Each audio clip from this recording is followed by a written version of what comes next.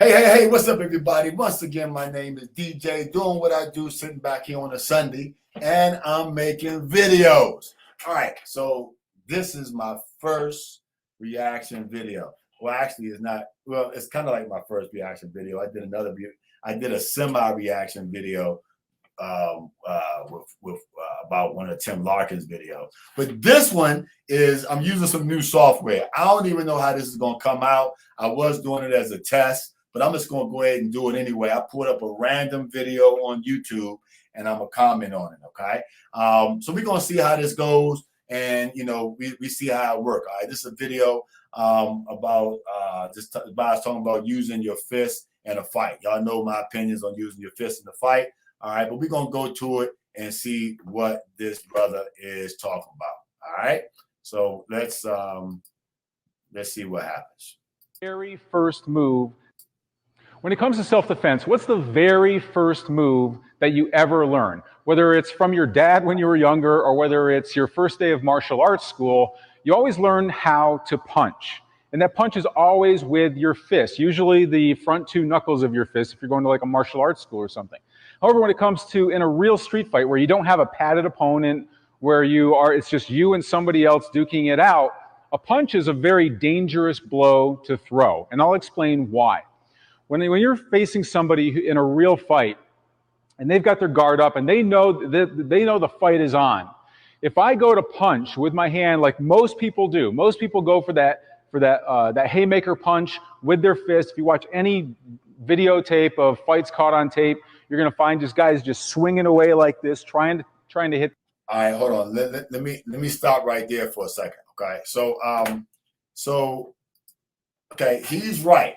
Most of the time when you watch, like, you know, World Star or something like that, they still do World Star anyway. When you watch those fights, they know the most popular punch ever thrown in the street is an overhand right, because most people are right hand, and most people try to load up and, you know, throw that big long, you know, overhand right. But they're not trained. Okay, a trained fighter doesn't normally throw overhand rights unless he pretty much knows it's gonna land. Okay, a trained fighter might throw their jab or their cross, their uppercut, hook, elbow, or something like that. That's what trained fighters do. Okay, so when you see them people like throwing all these crazy punches, it's because they're not trained fighters. Okay, so I haven't watched this video yet, so I'm not sure if he's talking about trained fighters or not. Should trained fighters use their fists in a street fight? But, you know, the crazy punches he talking about, that's not, you know, trained fighters. All right, let's keep going. I hope I don't mess this up, because, you know, I don't really know what I am doing, but I'm going to figure it out. The head. Well, the head it holds the most important organ in the body, which is the brain. And it's designed to protect that brain as bulletproof as possible as it can possibly get. So when I go to punch this person, generally somewhere in the head, what ends up happening? Well, the brain is designed to protect itself too. So when his eyes notice that there's an attack coming, even if I were trying to punch him in the nose or the side of the face or whatever it may be, what ends up happening is when I go to throw, the chin naturally ducks down. Go ahead and turn the other side here the chin naturally ducks down to protect the throat and protect the eyes. Those major, like,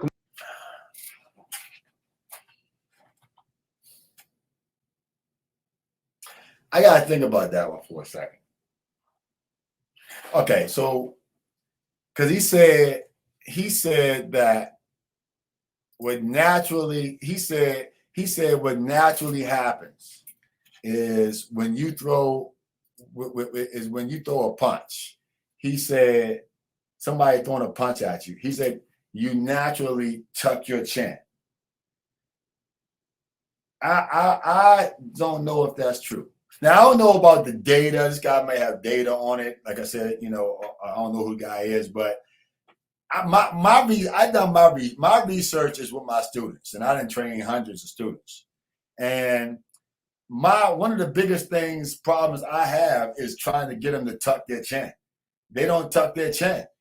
When they throwing punches, their chin be up. When punches are being thrown at them, their chin be up. And I be having to give them like stuff to put under their chin, and they gotta like move around with their chin, tennis balls or whatever, to keep their chin down.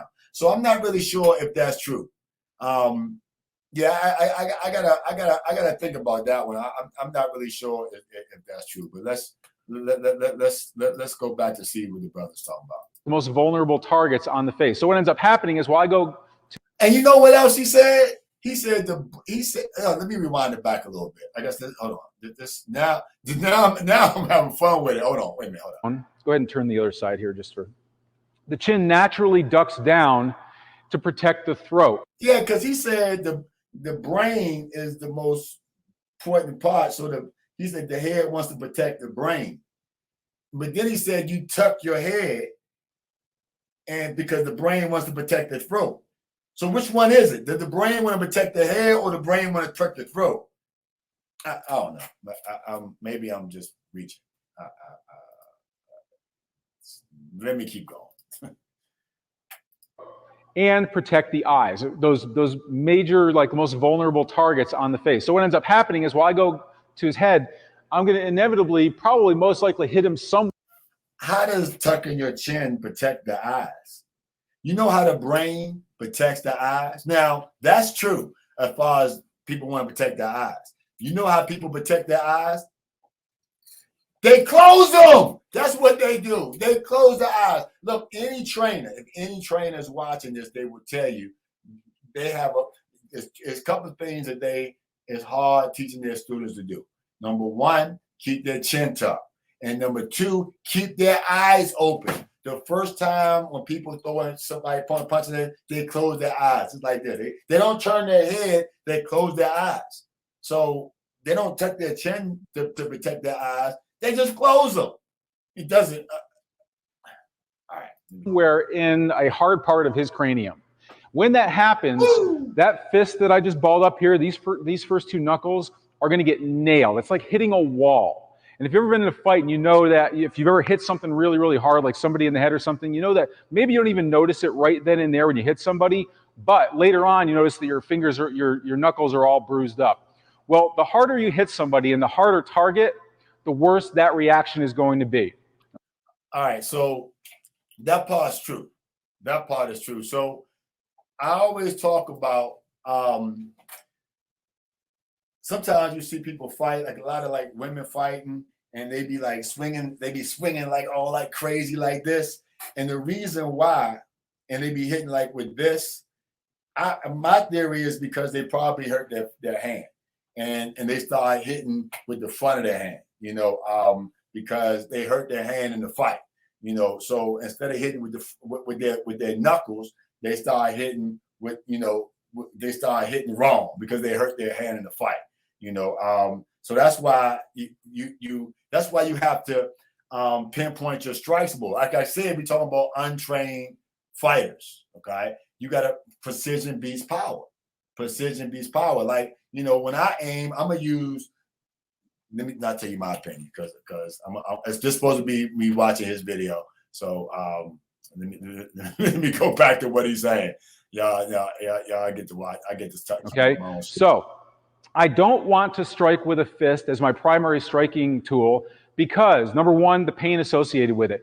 If I go to throw and I hit him and I hit those knuckles, I can experience the pain there, and I take away my primary striking tool that I'm used to using. Second of all, if I do really hit him hard enough. All right. So I just realized something. This guy is not a trained fighter. All right. This guy is not a trained fighter. I don't know who he is. But he's not a trained fighter. The reason why I know he's not a trained fighter is because we talk about the 4 stages of learning, and the highest stage is when you reach what's called unconscious competence. Unconscious competence is when you doing stuff right and you don't even know you're doing it right. As a matter of fact, you got to think about it in order to do it wrong. The way this guy's moving is not. He don't see like. If you a fighter, a trained fighter, you always gonna move like even when you try to explain stuff. you know, because you're so used to like doing stuff in a certain kind of way, you can't do it in another kind of way. So you can tell by the way they move and the way they, you know, talk about punches and stuff like that, whether they trained or not, even how trained. This guy's not moving like a fighter at all. Now I don't know who he is. He might be a weapons guy or something like that. You know, he might, you know, be dealing with like, you know, I mean, judging by his outfit, he got fatigues on, but that don't mean something. A lot of people be wearing fatigues and they ain't like, you know, in the certain. Well, I'm actually looking at the other guy's pants. The other guy's pants. He has this is an old video. So this is an old video because they don't even sell those pants no more. For at least I don't think they sell them no more. But anyway, he don't look how he's standing. He's not a trained fighter. You know, so maybe he's talking about untrained fighters because he's not a trained fighter. So maybe he's talking about what untrained fighters can do because I can tell a trained fighter and he's not that. All right, so let's keep on going. I can break the structure. If I break these knuckles, I lose the function of these fingers. Whatever I hit with, I lose that function. So any other strikes that my brain is still saying, no, just keep punching, keep punching. Look how you punch it. Yeah, let's just keep. Never mind. Are not going to be as effective is because when I hit, no matter where I hit him, I'm hitting him. My brain is sensing this is already taken out of the fight. This is danger zone. So I can't hit as hard. I don't have the structure to hit as hard when I hit this person. The other thing that comes into play is that when I hit him, if I break these knuckles, if I lose function in these fingers, then if I need to go to I need to elevate the threat level more, and I go to pull out a knife if I've got a combat folder, especially something like that. Yeah, like I said, he's a weapons guy. So yeah, so he's a weapons guy. He's not an unarmed fighter. He's a weapons guy. And I don't have function of these fingers. I can't grip this as easily. And trying to get this open is going to be very, very difficult and difficult to hold on to. Even if I have it open, even if I have a fixed blade, not being able to use those fingers and they're all kind of crippled up and you literally cannot grasp onto something, I'm not going to be able to use that weapon effectively. Same thing goes if you're a concealed weapons carry person and you have a handgun. If you don't have those knuckles. Cool. Well, hey, I'm assuming you're a weapons guy. We know this gun is not real, you know. So she points the gun right at him. Oh shit! Hey man, don't point the gun at something you don't want to shoot. But we know that's not real. But I mean, even a weapons guy wouldn't even do nothing like that. I done messed up, man. I didn't. But yeah, even a weapons guy, you know, normally don't even do that. Like, you know, in a video, stuff like that. That's crazy. You know what? I'm making this video and see. Look, y'all know this is my first video. Everything messed up. My mouse ran out of batteries. My mouse ran out of batteries. So now I can't even push play. Let me see if I'm able to push play now. That's crazy. So my first video is a blunder because I can't push play. I can't push play. All right. Well, all right, man. I can't even push play now. You know, I can't even go full. So, but look, man, I'm gonna be doing a lot of videos. This didn't work out right, but so I'll just say what I took from this video so far.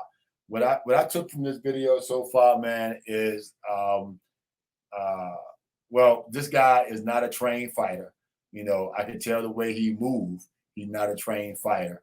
You know, and he's probably a semi-weapons guy. And I say semi-weapons guy because, you know, when he pulled that gun out of his, you know, of his back, you know, he pointed the weapon right at his trainer partner. Of course, you know, it's not a real gun, you know, but, you know, trained weapons guys don't even do that, you know. So he's not a super trained weapons guy, but he's definitely not a fighter, you know. So he's telling you not to use your fists in a street fight if you're not trained, because you might hurt your hand. And I'm assuming he was going to go into. Oh, wait a minute, hold up! I got by accident. Let's go back to watch this. His first video, man. Perhaps you might not even be able to pull that trigger. You're going to be sitting here with two hands trying to go back and forth here. So you don't want to give up your use of other weapons that you might have as alternatives. Your better options for the striking are to use parts of your body that are not going to be damaged if you hit something hard. Namely, the top three are palm heel. You can hit to the same place anywhere you would with a punch. You can do. All right, so palm heel strike. I kind of knew he was going to say that. So y'all know I've done plenty of videos on fists. So the palm heel strike, man, is a big debate in the self-defense community. And I would tell you, I've said this before on different videos. I just talk about it real quick. Yes, if you hit somebody with the heel of your palm, it's safer. I can hit a wall with the heel of my palm and I'll be okay. The problem is the heel of your palm is not the majority of your hand. The majority of your hand is from the heel up, okay? The heel up. And I noticed from my students, when my students hit like the kick shields and tombstones, they use palm heel strikes. They don't have their gloves on. And they normally hitting with this part of their hand. This is okay on a flat surface. Because if I'm, this is as far as I'm going to go. But if I go like this, look what's happening to my hand, okay? I can break my hand because all of a sudden I'm not hitting the flat surface. So I would argue that it takes just as much precision and control to hit a circle target with the palm of your hand as it does to hit another target, a soft target, with the front of your knuckles. So if the level of difficulty is the same, I'm gonna go ahead and use my knuckles and just hit a soft target. Instead of I'm gonna use my most effective weapon against their weakest target. If that makes sense. Okay, so people think that the palm heel strikes is easy to land on a target that's like not a wall or a bag, but it's not. Of course, he probably won't know that because he's not a trained striker. I know a lot of people who do a lot of fighting, and none of them come back and say they use the palm heel. So that's it's not saying it's a bad strike. I'm just saying it's a time for it, and it's not. I wouldn't rule it over a fist if you're talking about a trained fighter. But again, we're talking about a trained fighter. This guy's not trained. Do with a palm heel, but if this time if you hit something hard, it doesn't matter. It's not gonna break anything there. So you have palm heel. You have hammer fist. Same thing. If I miss something, hit something hard, hammer fist boom. Strike, it doesn't matter. Hammer fist strike is probably the best strike you can throw. Okay. Hammer fist strike is better. It's probably the best strike you can throw because the hammer fist strike, it's hard to mess up a hammer fist strike. Okay. The problem with the hammer fist strike, you gotta be closer because when you're throwing a long punch, you get that good long. A hammer fist strike, you got to be about 6 to 12 inches, depending on the length of your arm, closer to your target. Hammer fist, same with a chop. The chop, the hammer fist strike, both of those are good strikes. Hammer fist is better because your fist is balled up, but the chop is a good strike as well. But you just got to be closer to do it. Okay. There's pros and cons, to the chop as well. It still has a lot of power in here, and it's not going to injure anything. The other thing is the edge of hand, just the traditional karate chop here. Just you might be knowing what I'm talking about. Coming in, same thing. You can go to the side of the neck. You see how he moving? His hips ain't move. Well, I don't know what kind of chop that was, but yeah. But he's right about the chop. The chop is a good strike. Not as good as the hammer fist strike. You use a chop when you're trying to get like into certain areas and stuff like that. Even if you hit the side, even if you hit the top of the head, you can hit a pressure point there. It's not going to hurt your hand. So those are. Wait a minute. Did he just say there is a pressure point in the top of your head? I might be tripping. Hold on. That's what I heard. Let me rewind it back. Is the edge of hand, just the traditional karate chop here. Just coming in, same thing. You can go to the side of the neck. Even if you hit the side, even if you hit the top of the head, you can hit a pressure point there. It's not going to hurt your hand. All right, we gonna cut this guy off. I just pulled him up randomly. I didn't know, he said a pressure point in the top of your head. Lord have mercy. All right, guys. I know this video sucks, and it's gonna get better. I'm gonna post this shit too. I'm gonna post it just like this, so y'all can see it, man, and so y'all can see how this thing turns out. I'm gonna be doing a lot of reaction videos, man. And we're gonna see if this works out, and see if y'all want to see more. Y'all let me know. I'm gonna post it. I'm gonna post it though. I'm gonna post this up, man, so y'all can see how I started, and then see where I'm going. All right. So like, comment, subscribe, man, so y'all can see how this joint gonna grow. All right. Peace. I'm out. I cut this thing off. This motherfucker said pressure point on top of his head.